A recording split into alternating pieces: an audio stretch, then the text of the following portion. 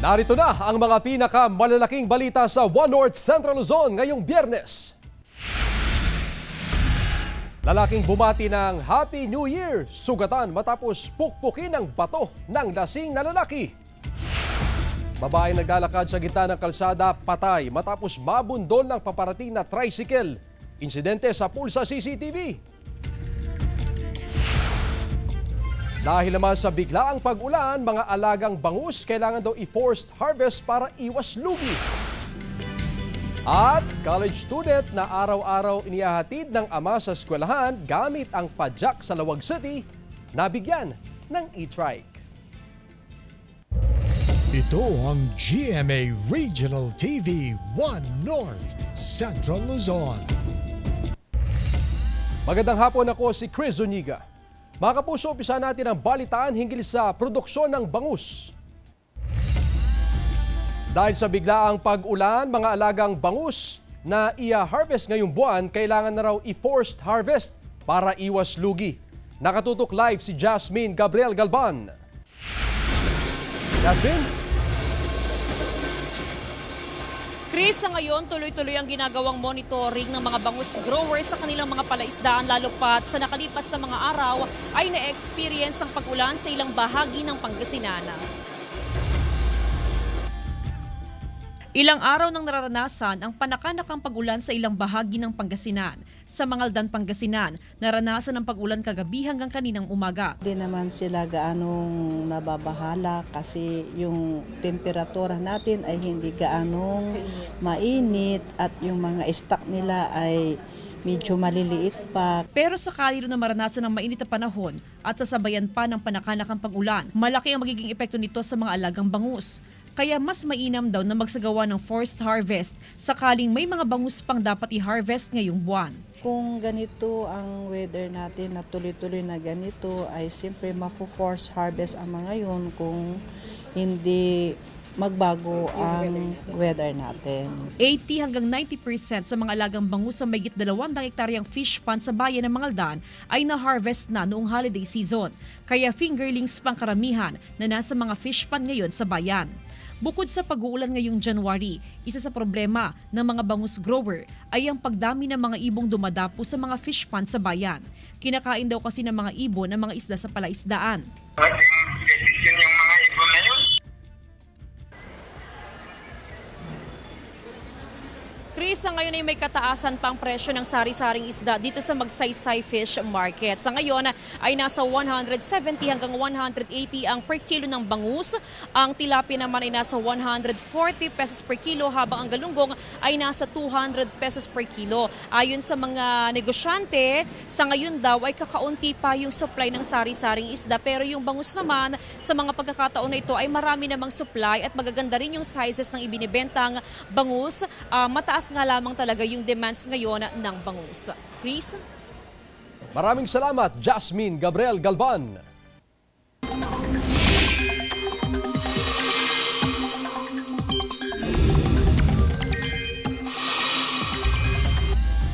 Mga kapuso, sa mga bibiyahe po mula sa kanilang mahabang bakasyon sa bagong taon, maging alerto sa lagay ng panahon, bahagyang mababawasan ang mga pag-ulan sa malaking bahagi ng ating bansa. Pansamantala kasing nawala ang epekto ng Intertropical Convergence Zone o ITCZ. Shearline, amihan at easterlies pa rin ang iiral sa iba pang panig ng bansa, lalo na sa Luzon. Base sa datos sa Metro Weather, mataas ang tsansa ng ulan sa Northern at Central Luzon hanggang sa weekend. Malalakas ang buhos ng ulan sa ilang probinsya gaya sa Apayao, Cagayan, Babuyan Islands, Ilocos Region, Tarlac, Pampanga at Zambales. Posible rin ang ulan sa iba pang bahagi ng bansa. Lalaking bumati ng Happy New Year, sugatan matapos pukpukin ng bato ng lasing na lalaki sa Sual, Pangasinan. Tutukan sa report.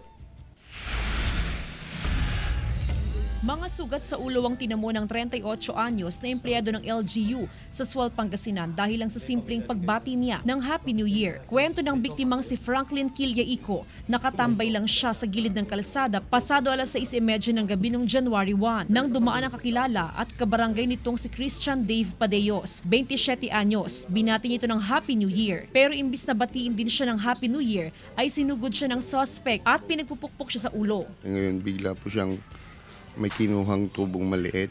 Sabi ko, hindi pa ako lalaban kako.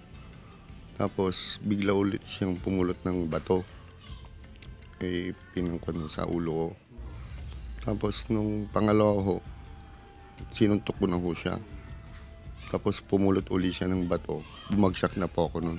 Matapos pagpupukpukin ng bato, sinakal din daw siya at saka tumakbo ang suspect. Agad namang naisugod sa ospital ang biktima. Nung binati niya, sa hindi malamang rason, without apparent reason, itong ating suspect ay kumuha ng bato at parang nairita. Sabi po ng sa may mga tao doon sa compound nila, talaga pong pag nalalasing itong ating suspect ay mahilig daw siya maghanap ng gulo. Agad ding naaresto ang suspect na tumanggi na magbigay ng pahayag. Sa investigasyon ng pulisya, parehong nasa impluwensya ng alak ang biktima at ang suspect nang mangyaring insidente. Inihahanda na muna ng otoridad ang kaukulang kasong isasampalaban sa suspect. Kasalukuyan naman nagpapagaling ang biktima sa tinamo nitong head injury. Kasama si Jing Dakanay, Jasmine Gabriel Galban, One North Central Luzon. Babaeng naglalakad sa gitna ng kalsada, patay matapos mabundol ng paparating na tricycle sa San Carlos City, Pangasinan. Naka-alerto Jeric Pasilyao. Masdan ang kuha ng CCTV camera na ito. Maluwag ang kalsada at makikita ang isang taong naglalakad sa gitna sa Barangay Bulingit, San Carlos City, Pangasinan. Maya-maya pa, biglang nabangga ng paparating na tricycle ang naglalakad hanggang sa makaladkad ng nasa hanggang 15 metro. Nagulungan pa ito. Ang biktima, isang 37 anyos na babae. Sabi ng barangay council, nakita ang biktima na naglalakad sa gitna ng kalsada mula sa katabing barangay ng Manzon. Ang nakasagasa is mag-asawa na nakasakay sa tricycle. Kasi sinalubong sila eh. They tried na iwasan pero talagang sumalubong. Nangyari ang aksidente pasado alas 10 ng gabi ng January 1 sa pakikipag-ugnayan ng barangay at mga pulis. Natukoy na residente ng barangay Rosario, Lingayen, Pangasinan ang biktima. Sa account sir ng barangay, hindi rin naman nila sir kilala at saka nakikita doon sir. Sabi ng kaanak ng biktima, hapon ng January 1 nang umalis ito sa kanilang bahay, subalit hindi na raw nakabalik. Laking gulat na lamang daw nila nang malaman na naaksidente ang biktima. Napakasitkot po kasi birthday ko yung nangyari, namatay yung kapatid ko January 1. Mahaharap sa kasong reckless imprudence resulting to homicide ang tricycle driver. Kasama si Henry Duminsil, Jeric Pasilyao, One North Central Luzon. Beep, beep, beep sa mga kapusong motorista. Ihanda ang budget na pangpagas dahil namumurong tumaas ang presyo sa susunod na linggo. May bungad na taas presyo sa produktong petrolyo para sa unang pagbabago sa oil price adjustment ngayong taon. Inaasang tataas yan sa susunod na linggo. Base sa pagtataya ng Oil Industry Management Bureau ng Energy Department, batay sa 4-day trading, posibleng madagdagan ng 75 centavos hanggang piso ang presyo ng kada litro ng diesel. 40 hanggang 70 centavos naman ang nakikitang pagtaas sa gasolina. 70 hanggang 80 centavos naman para sa kerosene. Dahil daw yan sa pagpapalawig ng pagbabawas sa produksyon ng OPEC Plus, pagtaas ng demand sa US at Europe ngayong taglamig doon, pati na ang tensyon sa iba't ibang bahagi ng mundo. Posible pa pong magbago ang presyo sa pagtatapos ng kalakalan ngayong Biyernes. Samantala, patuloy na nagpapakawalan ng tubig ang iba't ibang water reservoir sa Hilagang Luzon. Kabilang dyan ang Binga at Ambuklaw Dam sa Benguet at Magat Dam sa Isabela. Pero bagyang tumaas ang antas ng tubig sa Binga Dam na may 2 gates ang nakabukas. Ito ang GMA Regional TV 1 North Central Luzon.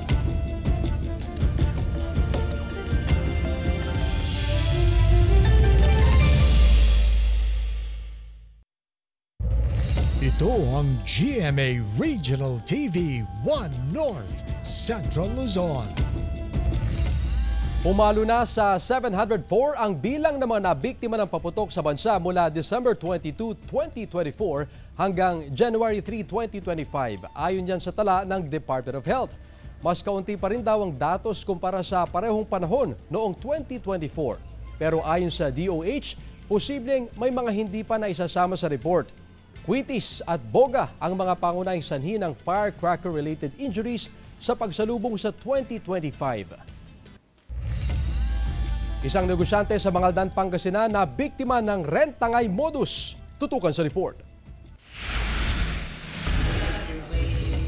Dumulog sa himpilan ng pulisya si Edwin Dizon, isang negosyante mula sa Barangay Salay, Mangaldan, Pangasinan. Ang dalawa kasi nitong SUV na pinarentahan, hindi na ibinalik pa. Kwento ni Edwin, tiwala siya sa ginang mula sa La Union na nagrenta ng kanyang mga sasakyan dahil sa simula, good payer naman daw ang mga ito. Taong 2023, nang makilala at nagsimulang magrenta sa kanyang isa sa mga suspect. Nasundan ito noong October 2024. Makalipas ang isang buwan, may kasama ng dalawang individual ang kanyang kliyente na mula rin sa La Union na magrerenta rin daw ng isa pang sasakyan. Pero nitong 3rd week ng December 2024, hindi na raw updated ang bayad. Kaya't nagbigay siya ng ultimatum na i-pull out ang mga sasakyan. Dito na nadiskubreng isinanla na pala kanyang dalawang sasakyan sa San Fernando City, La Union. Hindi na rin niya matrace ang kinaroroonan ng mga sasakyan dahil sinira na ang GPS nito. Hindi na rin niya makontak pa ang mga taong nagrenta ng dalawang SUV. Sana maibalik yung unit.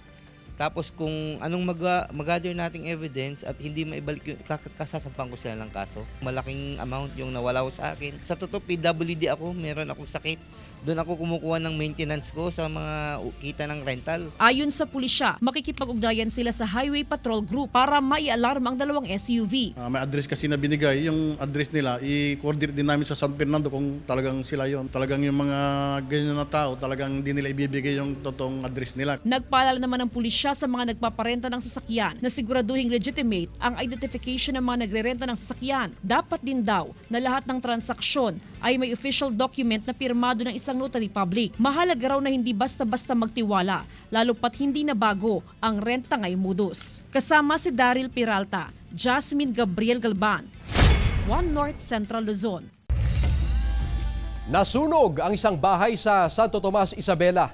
Ang itinuturong dahilan, nag-overheat na electric fan. Ayon sa Bureau of Fire Protection, ang kapatid ng may-ari lang ang naroon nang masunog ang bahay.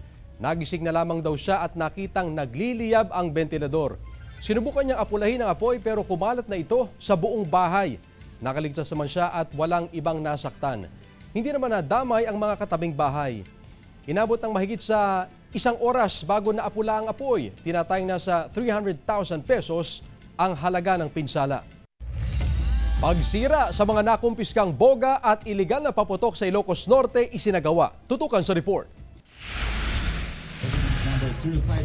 Umabot sa 331 ang bilang ng mga nakumpiskang boga sa buong Ilocos Norte. Kasama rin sa mga sinira ang ilang paputok na nakumpiska mula sa mga operasyon ng pulisya. Sabay-sabay na inilublob ang mga ito sa tubig. Ayon sa pamunuan ng Ilocos Norte Police Provincial Office, epektibo raw ang naging kampanya nila kontra boga at responsableng pagpapaputok sa salubong 2025. Mga minor de edad ang karamihan daw sa mga nakumpiskahan ng boga. So far, sa tingin namin ay napaka-effective naman. Narinig na natin ang ating mga pulisa, narinig na natin ang Bureau of Fire, even yung ating Provincial Disaster Risk Management Office, ang DOH na nagsasalita na on pag-celebrate ng isang ayos at safe na New Year. Samantala, ayon sa Ilocos Norte Provincial Health Office, umabot sa 27 ang firecracker-related injuries ang naitala sa buong lalawigan sa pagsalubong sa taong 2025. Of 8 a.m. po kanina, meron po tayong 27 na po na cases of fireworks-related injuries. Comparing it last year, we have 33 sa 2023, 33 po lahat-lahat. Medyo mas mababa po tayo ngayon. Glam Kalikdan Dizon, One North Central Luzon. Sa ibang balita, ilang senior citizens sa Calasiao, Pangasinan ikinatuwa ang pag-alis ng purchase booklet sa pagbili ng kanilang mga gamot. Narito ang report. Ikinatuwa ng ilang senior citizens sa Kalasyaw, Pangasinan ang pag-alis ng Department of Health ng purchase booklet bilang requirement sa pagbili ng gamot ng mga senior at makapag-avail ng discount sa mga butika. Ito ay sa bisa ng Administrative Order No. 2024-0017 alinsunod sa Republic Act 9994 o Expanded Senior Citizens Act of 2010. Para sa 78 anyos na si Edita Miranda, malaking ginhawa raw ito dahil hindi na nila kailangang magdala ng booklet tuwing bibili ng kanilang gamot. At tanging senior citizen ID na lamang ang kailangang ipresenta sa butika. Alam ninyo, yung mga senior citizens, na naalis yung kanilang burden sa pagbibili ng kanilang mga gamot. Hindi na kailangan yung booklet. Sabi ng Office of the Senior Citizens Affairs, ang pondo na ginagamit para sa pagpapagawa ng purchase booklet ay ilalaan sa welfare programs para sa mga senior citizens sa bayan. Ayon sa OSCA, mas makikinabang ang mga nakatatanda sa mga programang ito na naglalayong mapabuti ang kalagayan at kalusugan ng mga senior.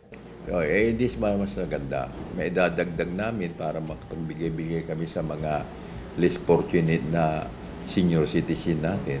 Ang hakbang na ito ng DOH ay bahagi ng layunin na gawing mas accessible ang mga benepisyo para sa mga senior citizen at masigurong makakakuha sila ng mga kinakailangang gamot ng walang abala. Samantala, hindi sakop ng kautusan ng mga person with disabilities o PWD. Kasama si Henry Duminsil, Jeric Pasilyao, 1 North Central, Luzon. College student na araw-araw niyahatid ng kanyang ama sa eskwelahan gamit ang padjak sa Lawag City, nabigyan ng electric bike. Tunghayan sa report. Humanga ang mga netizen at naging inspirasyon sa karamihan ang kwento ng mag-ama sa Lawag City nang i-post ang kanilang larawan sa social media. Gamit ang lumang padjak, matyagang inihahatid ni Tatay Alfredo ang kanyang anak sa pinapasukang pamantasan. Hiling ng anak ang magkaroon ng electric bike upang sa gayon ay hindi gaano mahirapan si Tatay Alfredo sa pagpapadjak. Ang kahilingan ni John Jacob ay tinupad ng isang grupo ng vloggers sa Ilocos Norte na pinangunahan ang paglikom ng pondong pambili ng electric bike. Kaya naisipan ng aming grupong Frontcam na bigyan siya ng regalo ng electric bike. Hindi matumbasan ang galak at saya ng mag-anak nang makita ang di nila inaasahang regalo. Tumulo ang kanilang luha, tanda ng lubos na kasiyahan. Nalang sulit yung pinagyaman ni kada kayo. Basta kita masagrap ni Witten dahil ito yung Christmas gift bin. Mas mapapadali po yung pag-aaral ko po kasi hindi na po kilo-kilometro yung dadaanin ni Papa. Alam ni John Jacob na malayo pa ang kanyang lalakbayin at kasama niya rito ang kanyang ama, ang maghahatid sa kanya tungo sa kanyang magandang kinabukasan. Masaya po ako kasi yung tinatawag po na padjak ng pangarap, magiging gulong na po ng pangarap. Glam Calicdan Dizon, 1 North Central Luzon.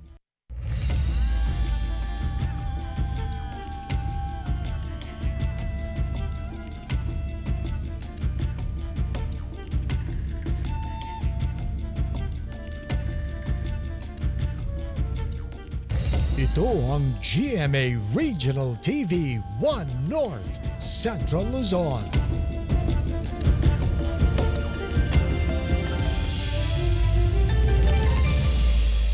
Ito ang GMA Regional TV 1 North Central Luzon. Pinabulaanan ng Department of Health ang mga impormasyong kumakalat online tungkol sa isa umanong international health concern. May usap-usapan kasi sa social media tungkol sa mga nagkakasakit daw sa China ngayon at apektado ang mga ospital doon. Sabi ng kagawaran, wala silang natatanggap na impormasyon mula sa World Health Organization o maging sa mismong bansa kaugnay sa panibagong banta sa kalusugan. Dagdag pa ng DOH, may sinusunod ang mga miyembro ng WHO na International Health Regulations tungkol sa international health concerns. Nananatili rin daw na aktibo ang disease surveillance system ng Pilipinas. Perez Boulevard hanggang sa MH Del Pilar Corner ibabalik na sa two-way lane simula sa Lunes, January 6. Sundan sa report.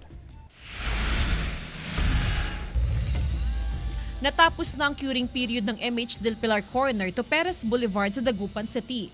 Hinihintay na lang ng Public Order and Safety Office na alisin ng DPWH ang signage sa kalsada para mabuksan at gawin itong two-way sa mga motorista. Ayos po, malaking tulong. Lalo ngayon dun sa may part ng Nable, sarado pa rin po yung corner Herrero Ferres natin. Inaasahang sa Lunes, January 6, papayagan na ang two-way lane sa bahagi nito ng Perez Boulevard.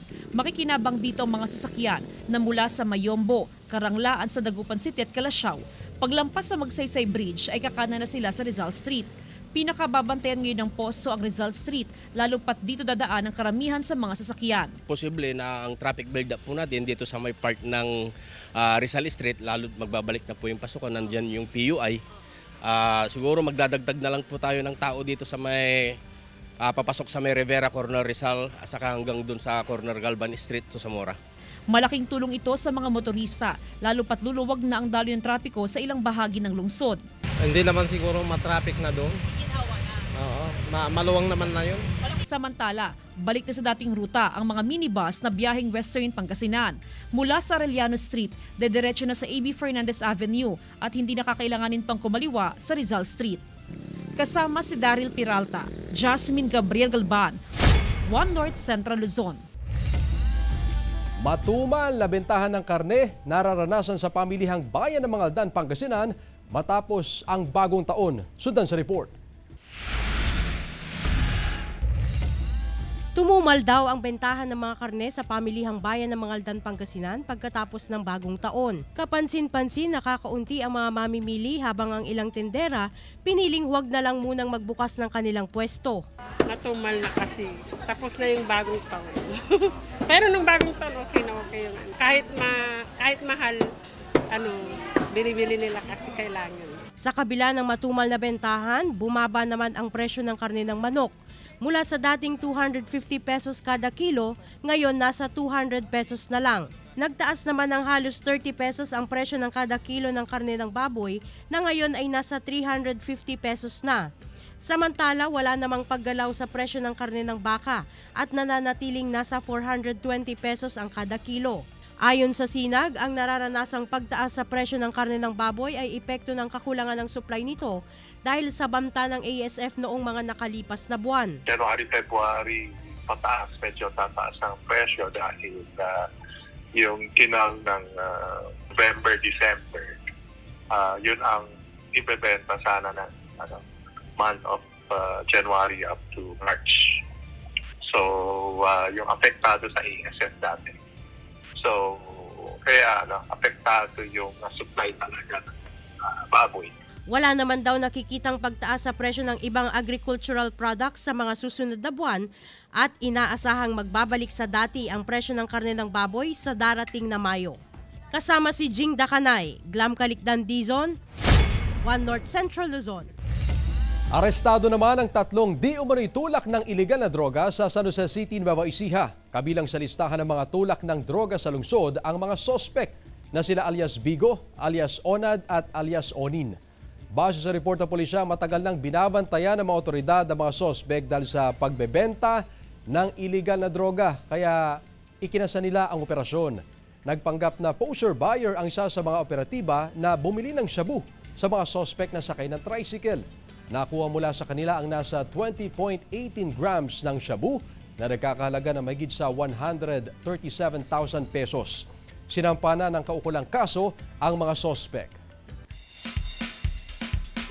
Samantala, nasa 70 na giant puppets nagpasaya sa ika-12 taon ng Mahiganga Festival sa Santa Ana, Pampanga. Ating dayuhin sa report. Muli na namang sumigla ang mga kalsada sa bayan ng Santa Ana sa Pampanga sa paglabas ng mga giant puppet o mas kilala bilang mahigangas. Ang mga mahiganga ay mga mechanical giant puppet na gawa sa bamboo sticks, PET bottles, paper mache at iba pang recycled materials. Nasa 7 feet o higit pa ang taas nito. Kumpara sa mga higantes ng Angono Rizal, ang mga kamay ng mga mahiganga ay kayang gumalaw. Nagsimula ang tradisyong ito noong late 1960s sa impluwensya ng mga Kastila. On our research, sila yung mga nauna sa prosesyon. Yung mga kamay nila nagsusway, umiikot-ikot. Yun yung manifestation na inaalis or tinataboy nila yung misfortune, mga sakuna, sakit. Highlight sa selebrasyon ang dance-off ng mga mahiganga kung saan nagpapaligsahan ng mga giant puppets sa pagsayaw kasabay ng mga sikat na tugtugin. We're very open to help the youth. We create workshop on how to make mahiganganitos and mahiganga itself. We also help to outsource yung mga materials kung saan pwede, kung saan mas mura. Bukod sa paggawa ng malalaking mahiganga, nagkaroon din ng mahiganga poster making at paglikha ng mga cute na mahiganganitos o mini mahiganga na nilahukan ng mga kabataan. Glam Kaliktan Dizon, One North Central Luzon.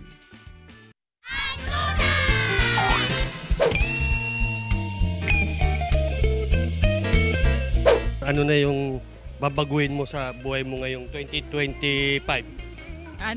Babawasan ng pagkain. Bakit? Tumataba na, wala nang pambili. Oh no! Yung alak, titigilan na. Bakit? Kasi lagi ka nagugulpi ng misis mo? Oo. Oh. Pabos-bosan kong mag-inom, saka magsasabong. Gusto ko umuwi muna ako ng Batangas. Kasama ko yung family ko. Kaya magbandi kami ng buhok. Kasi hindi kami lagi complete. Hindi na ako magsusugal. Bakit? Kasi, hirap kumita ng pera, sir. Huh? Ang promise ko sa next year, magsisipag na ako. Bakit dati? Kasi lagi akong tinatamad, lalo na magsumba, para pumayat na ako. Samantala, mapapanood niyo po ang episode na ito at iba pang pinakahuling lokal na balita sa official website ng GMA Regional TV, www.gmaregionaltv.com.